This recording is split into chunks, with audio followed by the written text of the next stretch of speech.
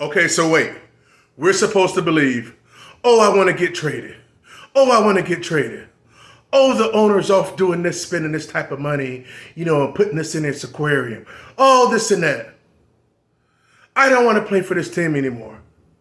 So now, all of a sudden, you're getting paid to where you're the third highest active running back. Got your nice contract extension. We went from one extreme to the other. And we're supposed to believe that? Oh, that Jonathan Taylor just Debo the billionaire owner. Do you actually believe that? Or was it part of the show? Was it part of the show? It was part of the damn show. It was part of the freaking show. It's all a show. Since when do puss-ass doggone players Debo billionaire owner? Since when? Now they're paying running backs, huh? If they're paying him like that, they're obviously were going to pay him that from the beginning. What did Jonathan... Man, it's all storylines, man. All these storylines just to keep the NFL in people's mouths. And how can we prove them wrong? Well, you just look and see what makes sense. He wants out, you don't want to pay him, and all of a sudden you pay him? You must have going to pay him the whole time through. You guys believe any freaking thing, man. Trying to help change your mind around here. So where you can play fantasy football, and that's the thing with fantasy. Some of y'all, I'm saying, only select few of y'all that actually friends me on Facebook. But, man, I've been at a crossroad, man. I've been with a crossroad because if I truly feel if it's organic, I was able to maneuver around with it and be like, okay, well, I feel this way. But hey, man, you can still play fantasy around it. But when you play fantasy and then if you make some bets or whatever, if you really truly believe it's not organic, it kind of just take off the true luster of it. And to me, if it's something that's not pure, I think I made an analogy like, just because something's pretty on the outside, like it's a beautiful woman, right? That's what the NFL is to a lot of us. Beautiful woman, but if it's corrupt on the inside and if it's full of maliciousness and don't have any type of loyalty and honor, what good is she? Comparing the NFL to a beautiful woman that you may be in a relationship with. She don't want to do nothing for you. She don't want to be loyal. She want to be honest. She just want to be pretty on the outside. Nobody wants to ever ask, how come if a player wears the wrong color socks or cleats, they get fined?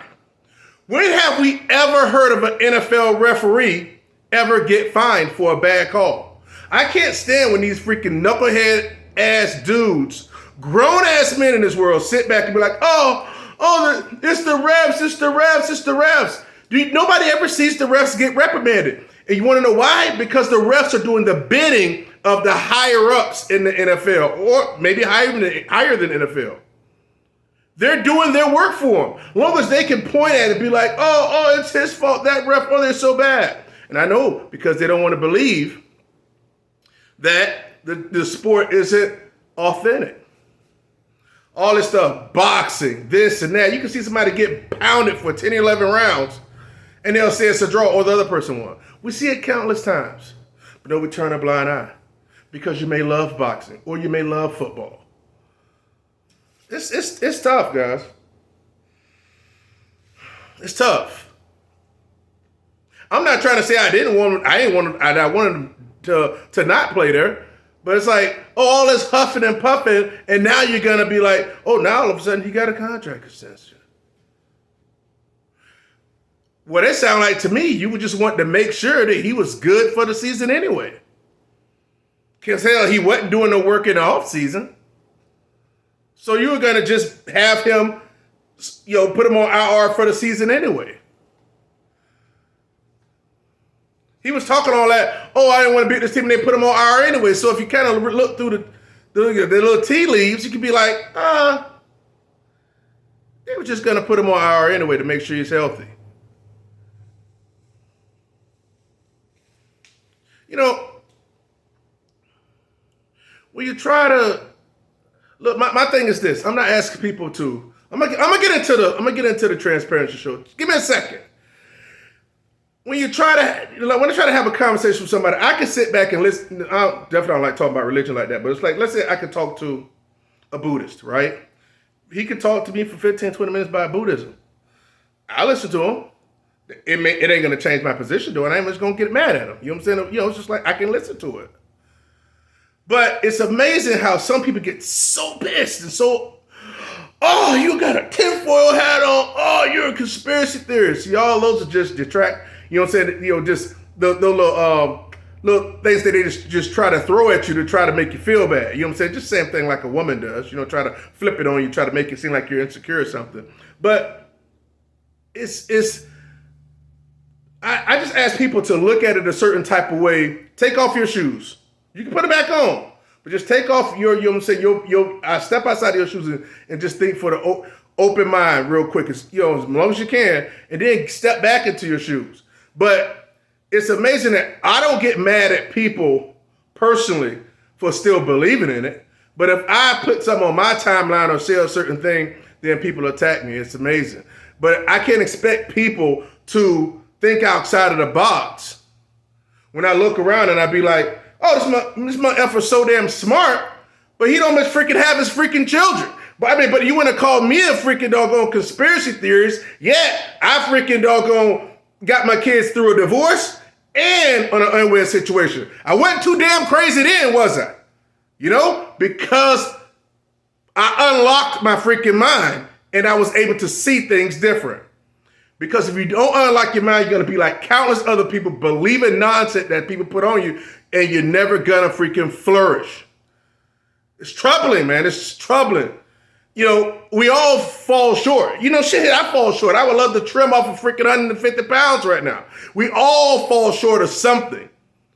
But damn, try to take the hooks out. We all are programmed, you know? But damn it. Some stuff's right in your face and people just like, I don't want to see it. I don't want to see it.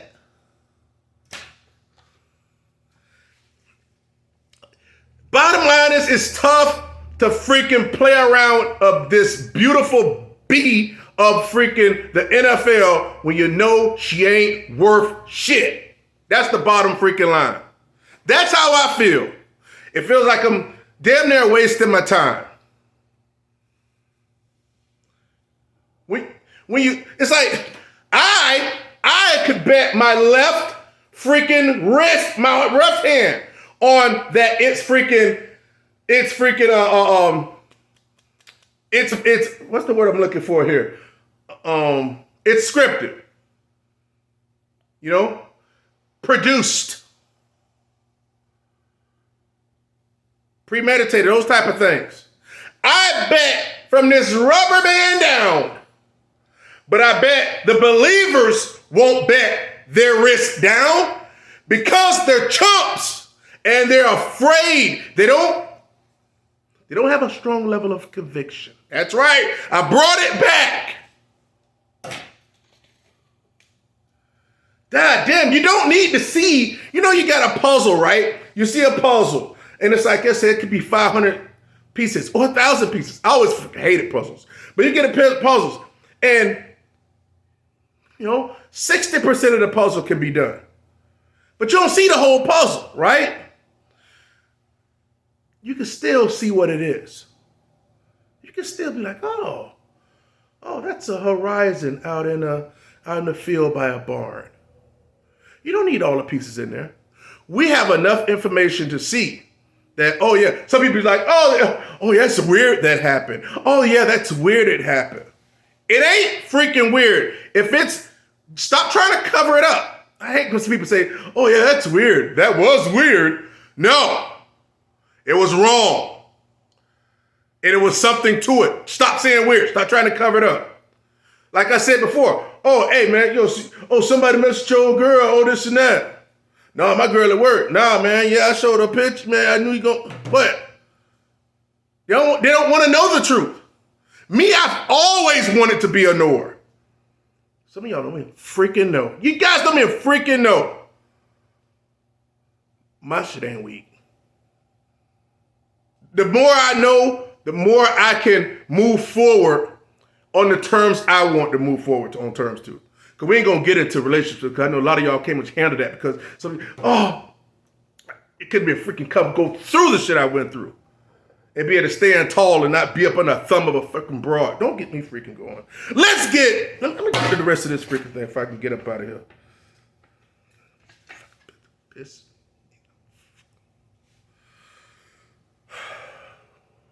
So Jonathan Taylor, supposed to be active and supposed to be, we're going to work him in slowly. We're going to ramp him up the next 4 weeks of the season. Okay, whatever, fine.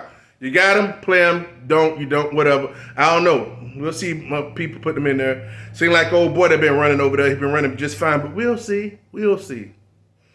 Cooper Kupp's supposed to be back. He'll be active. Coach say that he's not going to be on the snap count. We'll see. Whatever. He'll glass out again. I'm not wishing any ill will on him. That's just what I believe. So,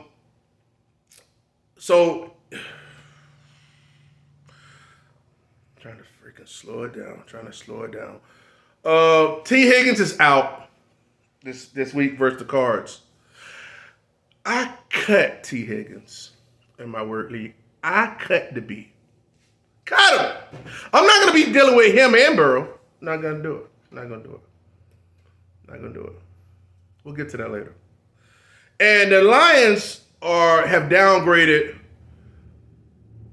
both Amon-Ra St. Brown and Jahmyr Gibbs from questionable to doubtful. Man, in a way that's good for me, in a way it's bad. I'll explain. Because I'm playing against, I want to say in both leagues, I think I'm playing against Detroit in both leagues, the Work League and in Flawless Listener League. And actually, I could have got Lions in both, but I like Houston a little bit better long term. So, and I would actually been feeling some type of way. Both of them playing against crappy quarterbacks, like Lions playing against who they playing against? They playing against somebody. Sorry, I mean a quarterback. No, the Carolina one, right? Rookie quarterback, and Houston's playing against Ritter. So, hey, it was like, which one? So I just went with the team that I kind of like the best. Even though I ain't got a problem with Detroit, their defense playing well, the fact that they don't have Amon-Ra, or Gibbs, the game might be a little bit more closer. It won't be a blowout like people were expecting. And which was crazy because a lot of people put money down on them to cover the spread. Because I think the spread was like, I'm just throwing out, I think it was like 9 or something. Right? When I first heard it, like, damn, they're going to blow them out. Now all of a sudden, 2 players ain't playing, but people done put their bets in already. So now if Gibbs and Amon-Ra there, it's like to be a closer game, right? Right? Got him locked in.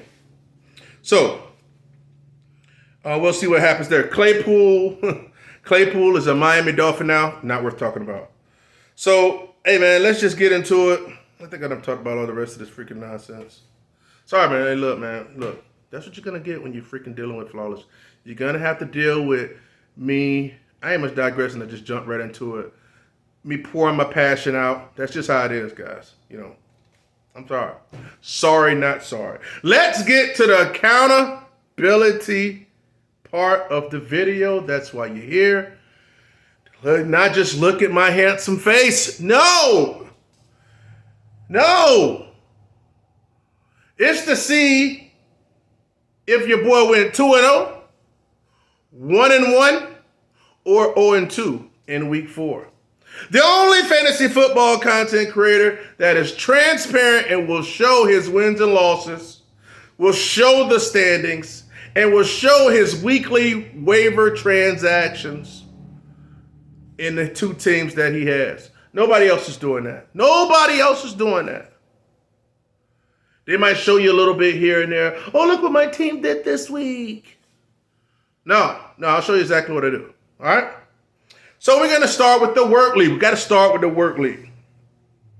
Make sure my do not disturb on. Got to start with the work league.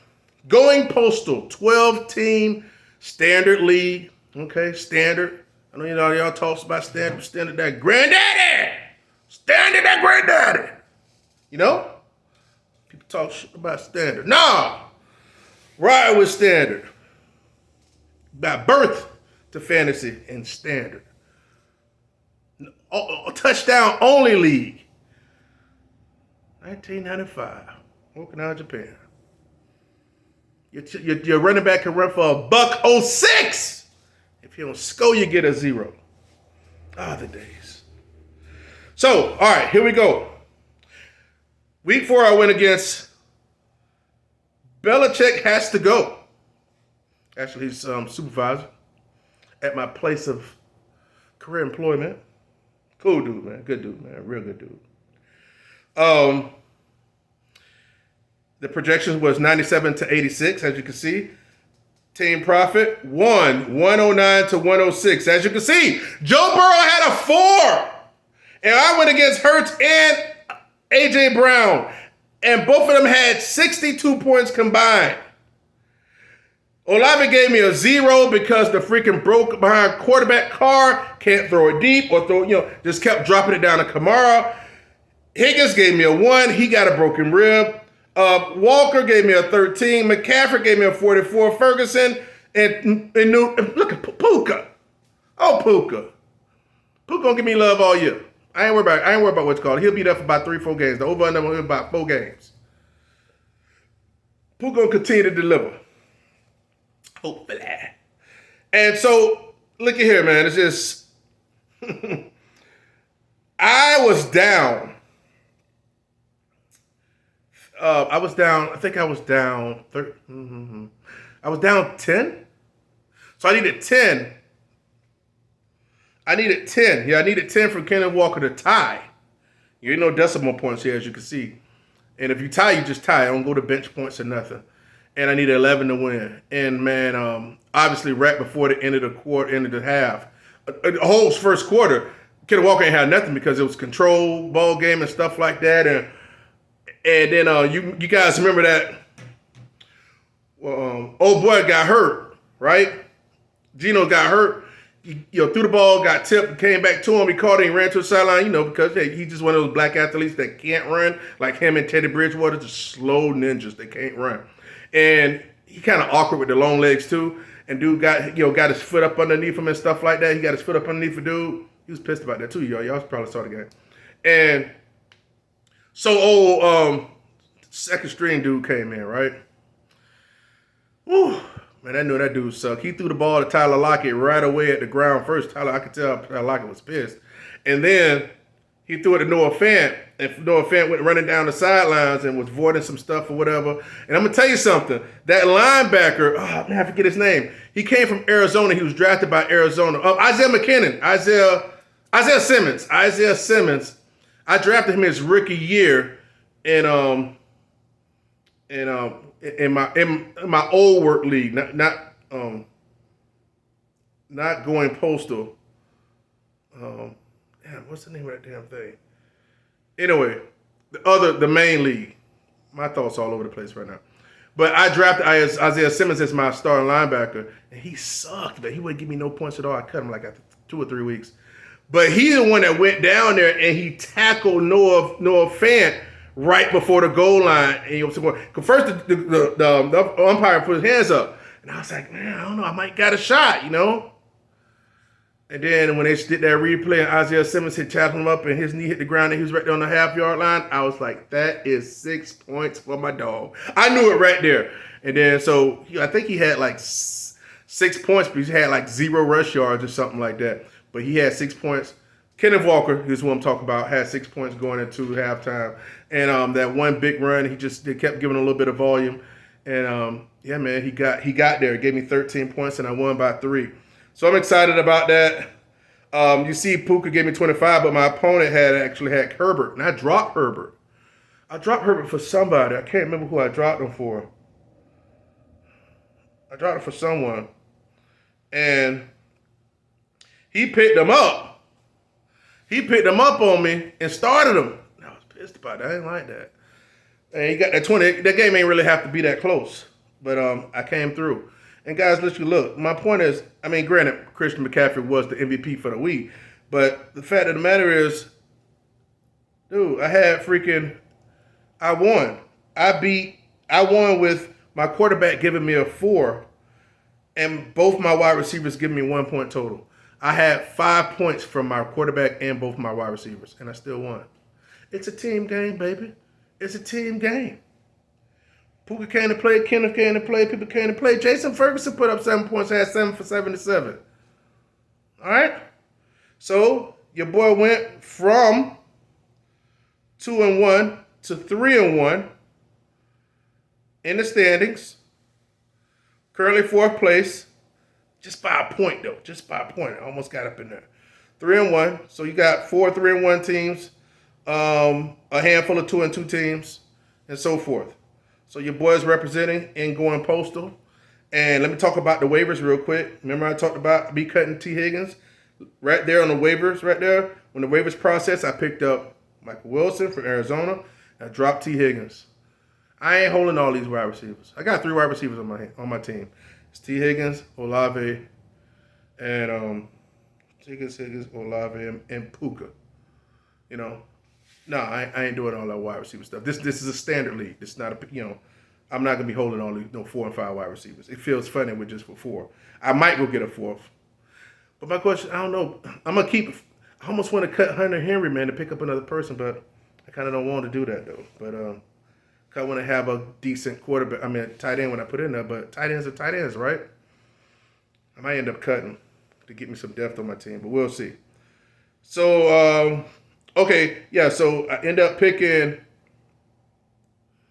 Michael Wilson, and I'm starting him this week as well. Starting. He's in the lineup. Am I? No, he's not in this lineup because I'm playing Olave. Yeah, I am starting him. And I'm benching Burrow. And I picked up Dobbs, too. As you can see here, I also dropped Houston and picked up New Orleans. So, of course, New Orleans is going to ball out this week, right? Whenever I drop anybody, the team freaking snaps. So, they'll have like a special team touchdown and just go bananas. Or defensive TD.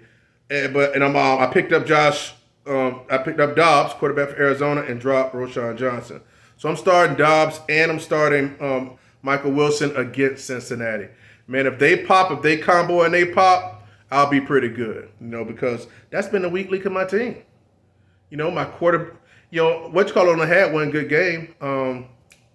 Old boy Higgins, week 2. Outside of that, he was sucking too. He probably gave me 3 points in 3 weeks. Nah, man, that got to go. Okay, that got to go. I don't want perfection, but I want you. You got to bring something to the table. So that's what I did with my waivers. Michael Wilson dropped T. Higgins. Somebody picked T. Higgins up. Had to be. Have him. But I was going to keep him in Burrow, not the way things are going. Picked up Houston defense, dropped New Orleans, and Josh Dobbs. So your boy is 3-1 in the work league. Now let's go to Flawless Fantasy Football, Listener League, and I played against Mr. Kenneth Walker, Texas Ranger.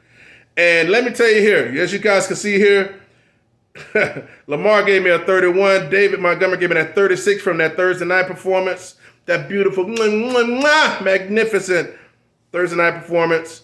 And Tutu gave me a 4. Tyreek, modest with 8.7. Olave only had that 9 yards. No, he had 4 yards, but the half a point with the catch. Garbage. And I got cocky and I played Donald Parham.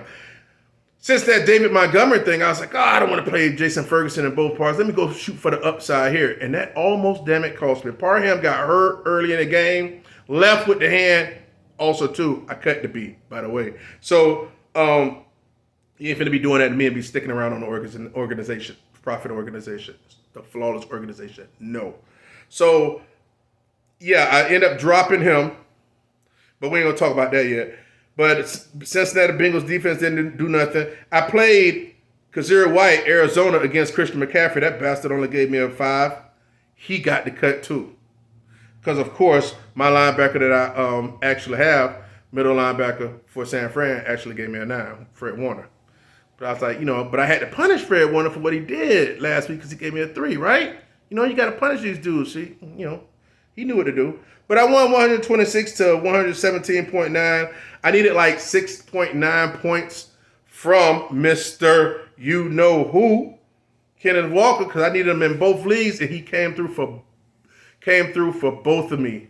From both of me. Damn. He came through for me on both. Tell you, man, I'm getting old, man. Y'all didn't know that my birthday later on this month, do you? Yeah, man, I'm the 26th, man. I turned 47, man. 47, October 26th. Yeah. Getting old, man. Feel it. Got to try to reverse this. So, yeah.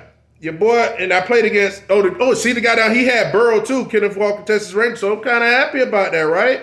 And then Aaron Jones was not worried about him. Pacheco was running on my ass, though, 25. And A.J. Brown snapped. So he had a good team, and he picked up Quay Walker. And I was actually looking at Quay Walker, too. It was between Quay Walker on waivers and or Kazir White, but I went with Kazir White. I'm telling you, man, if I have a 50-50, I'm always picking the wrong one. I swear I got the worst. I could be in a store, and it'd be like 2 lines. I'd be thinking about which one to get in. I choose the right line. The left line is going to move like the freaking express. Or I could be 2 lines, right? And I'd be looking which one to get in. This one can have 2 people in it. The left one can have 4 people in it. I get in this line. I swear, one person's going to be writing a check, and next person's going to have to have a price check, and people are going to be flying in this line. I'm the worst at 50-50s. I'd rather have a 3 or 4 to choose from than 2. I'll be honest with you. I suck at it. All right? So, but your boy won 126 to 117. And that means what, guys? That means yours truly, Sir Flawless, is 4-0 in the Listener League. 4-0. Oh, it feels so good. It feels so good. It looks so good. And it hurts so good. And it hurts so good. Yeah, whatever. But look at this. I beat Hurts. 4-0, baby. Now, I am playing against a tough opponent. I am not favored for the first time this year, this season. Week 5, playing against, who am I playing against? The 3rd place team, Waiver Wire Addict. Right? Wait, no. Why you got Waiver Wire Addict? It's Waiver Wire Jesus. So we'll see what happens. We just got to put the guys out there, and they have to perform. But I got Lamar. I got to play Lamar. I ain't pulling Lamar. Lamar was doing just fine. And I think I got a good team that I can put out there, even though I got Kenneth Walker. But I do think it's going to be a big monster game for Tyreek, because he's not going to have 2 back modest weeks. And I'm going to need that this week. So we'll see. Your boys 4-0. The only 4-0 in the Flawless Fantasy Football Listener League. And it's close. I'm not even going to talk like that. I intend to be 5-0. So I'm not going to put none of that negativity out there. So there you go, guys. Yours truly. Look at me. Look at me. Look at me. Look at your boy. Your boy is 7-1 between my 2 leagues in 4 weeks. 7-1. It's pretty good, ain't it? I think so. So, guys, thanks for checking me out. This is Week 4's Flawless Fantasy Football Transparency Show. Thanks for hanging in there. Thanks for dealing with me. I'm gonna try to. I would like to be able to put I don't know. I'm not going to say I'm going to do it for in the morning. I don't know. But the next video I'm going to put out there will be the first quarter NFL's fantasy football for first quarter award show. So that'll be coming. I'll either do it sometime tomorrow, most definitely because I'm off, or maybe even Monday. But I'll try to get it done as soon as possible. That'll be my next video. So look forward to that. Thanks, guys, for checking me out. Appreciate you. Y'all my Flawless fam. Know that. See you on the next video. Peace.